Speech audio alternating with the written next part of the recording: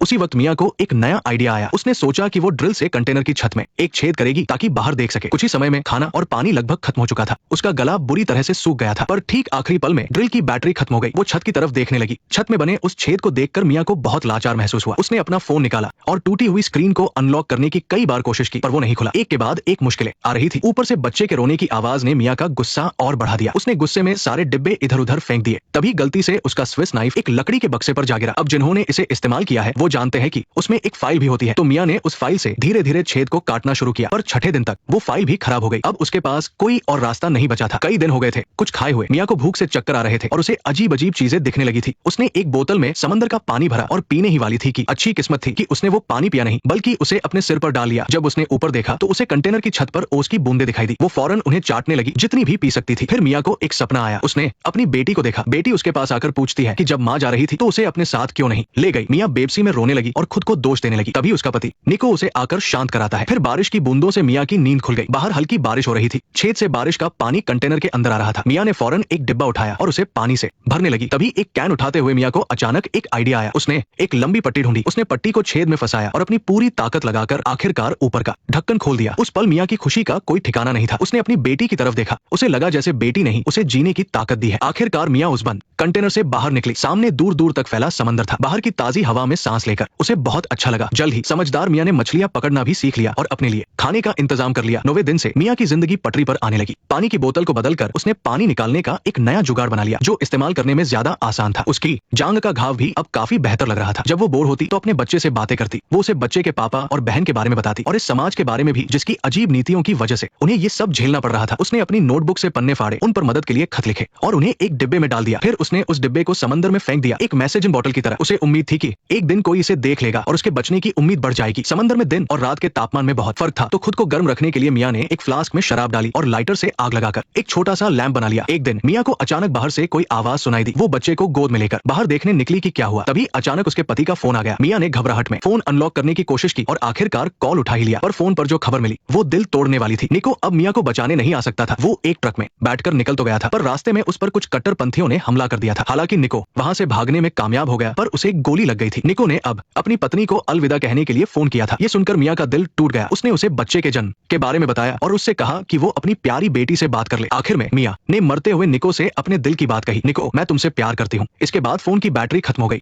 मियाँ निको की दी हुई चॉकलेट हाथ में लेकर गहरी सोच में डूब गई। अगले कुछ दिन बहुत तेजी से बीते। कंटेनर में पानी का लेवल बहुत बढ़ चुका था और अब उसे बाहर निकालना नामुमकिन था। दीवारों पर मियाँ ने अपनी रोज की डायरी लिखी हुई थी। अब उसका मछली खाने का भी मन नहीं करता था। अब उसे जिंदा रहने के लिए बक्सों के ऊपर रहना पड़ रहा था, पर एक चीज नहीं बदली थी। मियाँ ने जीने की उम्मीद नहीं छोड़ी थी। उसने डिब्बों को जोड़कर बच्चे के लिए एक छोटी सी लाइफ बोट जैसी चीज बनाई। एक दिन जब मियाँ बच्चे को चुप करा रही थी तो उसने अचानक एक सीगल को मछली की हड्डियां खाने के लिए आते देखा। उसे देखकर वो हैरान भी हुई और खुश भी। सीगल दिखने का मतलब था कि जमीन कहीं आसपास ही है, लेकिन किस्मत ने उसे और वक्त नहीं दिया। कंटेनर में पानी अपनी आखिरी हद तक भर चुका था। मियाँ ने कंटेनर छोड़ने की तैयारी कर ली थी, लेकिन निको की दी हुई चॉकलेट कंटेनर के अंदर गिर गई। मियाँ ने मन में हिसाब लगाया, जिस रफ्तार से कंटेनर डूब रहा था वो चॉकलेट उठाकर वापस पर आ सकती थी, पर उसने एक बात नहीं सोची थी। चॉकलेट उठाते ही मियाँ का पैर अंदर पड़ी, रस्सियों में उलझ गया। उसने बड़ी मुश्किल से रस्सी काटी, पर तब तक कंटेनर 10 मीटर से भी ज्यादा नीचे डूब चुका था। मियाँ किसी तरह तैरकर सतह पर तो आ गई, पर उसे अपनी सोती हुई बेटी कहीं नजर नहीं आई। मियाँ घबराकर बच्चे को आवाज देने लगी। तभी अचानक एक बहुत बड़ा जीव चुपके से उसके पास आया। वो एक व्हेल थी। व्हेल बच्चे के नीचे से गुजरी। उसका विशाल शरीर नोआ के बहुत करीब आया और फिर उसने धीरे से पानी की एक फुहार छोड़ी। पानी की बूंदें उसके चेहरे पर गिरी और सोती हुई नोआ जाग गई। बच्ची फौरन रोने लगी। रोने की आवाज सुनकर मियाँ को आखिरकार पता चल गया कि उसकी बेटी किस तरफ है। इस पल मियाँ व्हेल के इस बर्ताव से बहुत इमोशन हो गई। वो उस व्हेल को दूर जाते हुए देखती रही।